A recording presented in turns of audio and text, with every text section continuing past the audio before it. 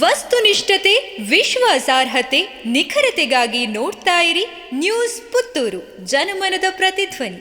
ನಮಸ್ಕಾರ, ನೀವು ನೋಡ್ತಾ ಇದ್ದೀರಾ ನ್ಯೂಸ್ ಪುತ್ತೂರು, ಜನಮನದ ಪ್ರತಿಧ್ವನಿ. ನಾನು ಶ್ರೀಮಾ. ಇಂದಿನ ಪ್ರಮುಖ ಸುದ್ದಿಗಳು.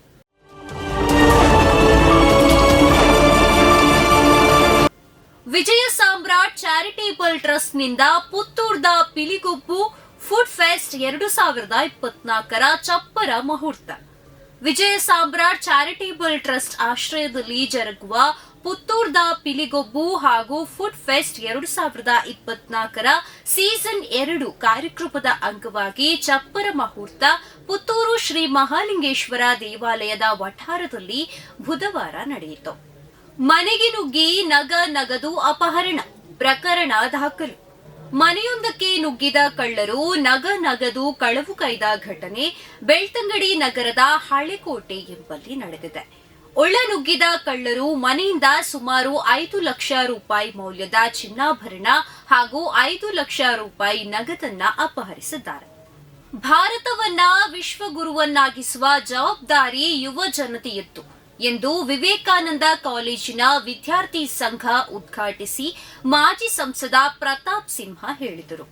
ಜೀವನದ ಶ್ರೇಯಸ್ಸು ಹಾಗೂ ಸಾರ್ಥಕತೆ ನಾವು ಎಷ್ಟು ವರ್ಷ ಬದುಕಿದ್ದೇವೆ ಎನ್ನುವುದರಲ್ಲಿಲ್ಲ, ಬದಲಾಗಿ ನಾವು ಯಾವ ರೀತಿ ಬದುಕಿದ್ದೇವೆ ಎನ್ನುವುದರಲ್ಲಿದೆ.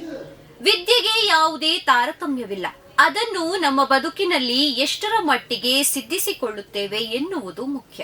ಇಂದಿನ ಯುವ ಜನತೆ ಸಾಮಾಜಿಕ ಮಾಧ್ಯಮದಲ್ಲಿ ಕಳೆದು ಹೋಗಬೇಡಿ. ನಮ್ಮ ಬುದ್ಧಿಶಕ್ತಿಯ ಮುಂದೆ ಎಲ್ಲವೂ ಶೂನ್ಯ.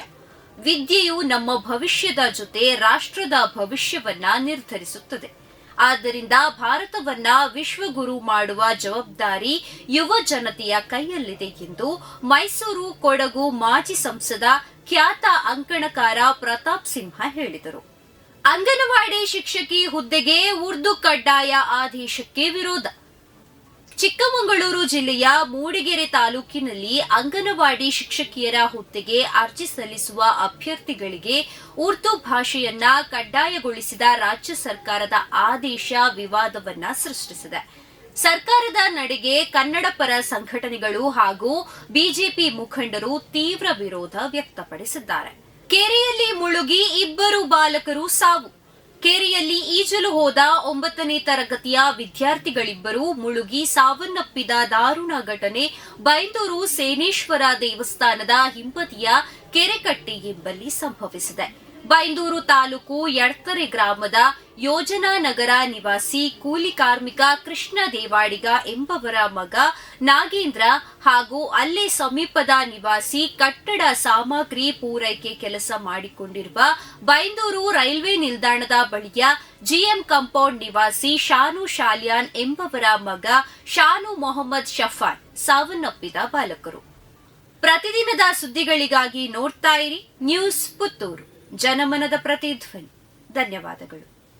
ವಸ್ತುನಿಷ್ಠತೆ, ವಿಶ್ವಾಸಾರ್ಹತೆ, ನಿಖರತೆಗಾಗಿ ನೋಡ್ತಾ ಇರಿ ನ್ಯೂಸ್ ಪುತ್ತೂರು, ಜನಮನದ ಪ್ರತಿಧ್ವನಿ.